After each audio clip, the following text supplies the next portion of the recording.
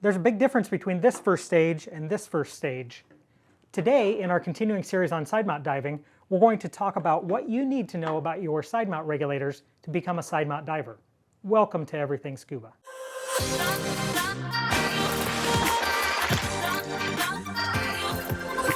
Welcome back to Everything Scuba.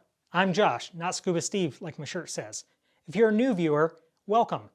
This channel is dedicated to everything about the sport that we love. And if you love scuba diving like we do, dive into Everything Scuba. Ring that notification bell. Tell your mama, tell your friends, subscribe and enjoy. This is a continuation of our side mount series. Previously, we talked about the benefits and advantages and why side mount is just so darn cool. If you haven't seen that video, there's a link above. And then we talked about how to rig cylinders using various stage bottle straps and side mount straps. If you haven't seen that, check that video up here. Today we're going to talk about the differences between our side mount reg set and our back mount reg set, and how we set that up and how we're going to put it on the bottles. So you're probably pretty familiar, if you're a recreational diver, with a yoke style first stage. This is an aqualung core. Remove the dust cap.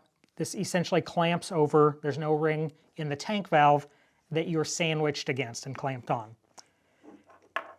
Now what I have for my side mount here, this is DIN. And there are a few differences. One, it doesn't clamp on, it threads into the tank valve. It has this captured O-ring that reduces failure of the O-rings, and it's a lot better for higher pressure. It's also a smaller profile, and for all these reasons, this is a lot more common in the side mount and technical world, and that's why so many people like DIN. If you're going to be diving side mount with two tanks, you're going to need two independent regulators. Here we have two independent regulator systems. And looking at the first stages, there are a few things that are maybe a little different from your recreational first stage. The first one you might notice is this additional fifth port. This is a low pressure. This is my wing inflator hose, or BC inflator hose.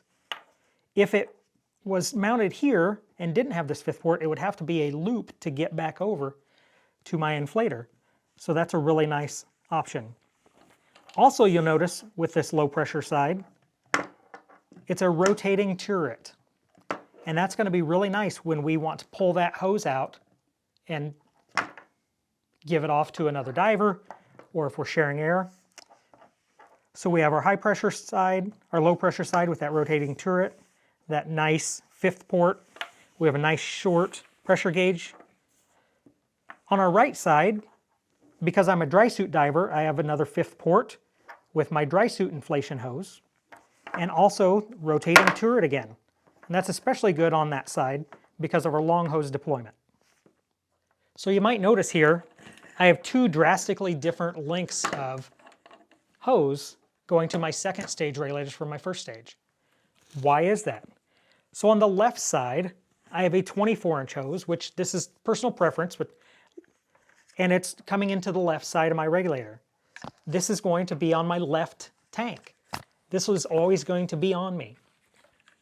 On my right side, I have a 7-foot hose.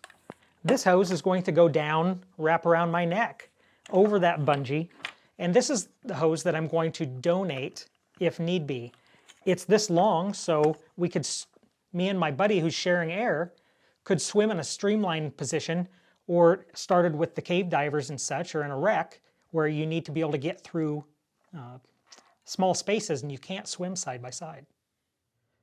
So now we're going to attach our right side regulator to the tank. So as we look, this DIN valve, you notice there's no O-ring in that DIN neck, and so it's just like threading a bolt. We set that in, we thread this in, just like our yoke, it doesn't have to be crazy tight. We're just going fingertip tight. Now you can see, now that this hose is here, we're going to have it strapped under here, but how nice that rotating turret is if we wanted to donate air. You also may notice I have a very short, this is about a 9-inch length of hose for my SPG. I'm not going to tie it up. Some people do. I was taught not to as a line trap. So I leave it down, but it's very easy to be able to flip this up. You know, this is going to be kind of in my armpit. So it's going to be right here. I can just flip it up, see the pressure, put it back. It's nice and tidy. Again, that makes more sense. And when we're in the water, you'll notice where that attaches to my dry suit, it's right there from my armpit. That's why it's so short. So once we have that, we can pressurize. Since this is a rubber hose, we want to pressurize before we tidy it up. Try not to tie it in a knot. We're going to feed the hose under these bungee straps, you know, these hose straps. And with the long hose, you really want to get it as tidy as you can.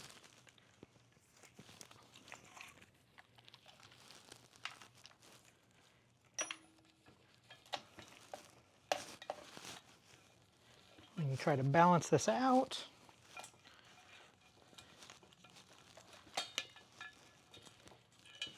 So when I'm diving, this is my right side. This will be clipped off to my butt. I'll have my bungee around the tank.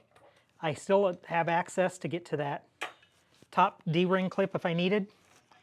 But this is how I could leave this tank and I could stow this in the water. I can have it in my truck ready to go. This is essentially a breathing system that I can clip onto me and go. So it's a very nice setup. You might notice I have this tiny little bolt snap on an O-ring attached. That's just once the hose is wrapped around my neck, when I'm breathing off the left side, then I'll clip that to my D-ring so it doesn't fall off my neck and get lost. So our left side tank, because we have a much shorter hose, there's not near as much to stow. Because they're completely independent, we still have our SPG, but with this much shorter hose, now I do not wrap around my neck. I feed it from the left side with the shorter hose, but I'll still have this bungee around my neck. When we're stowing this, like on the way to the dive site, or if we're stowing it in the water, we can still tidy that up. We can use our bungee to hold that, keep it as tidy as we can. And again, this is, once the air is on, this is a complete breathing system, and we can stage it wherever we want to get ready. So that was a nice short review of what you need to know as a side mount diver about your regulators and how to attach them, what the similarities and differences are. Now, a little side note, you may notice these tanks have opposing valves. This is a standard tank, standard valve, and this valve has been swapped, so it's an opposite side operating valve. That will make more sense once we're in the water doing skills, but it's just much nicer to have the valve handles on the outside of the tanks. So you might notice there's a difference between my second stage regulators. The right side is a right hose entry, pretty standard. The left side, while it came that way, they're made to swap sides. So in the next video, we're going to show you how you can swap which side the hose comes in on these Apex rigs.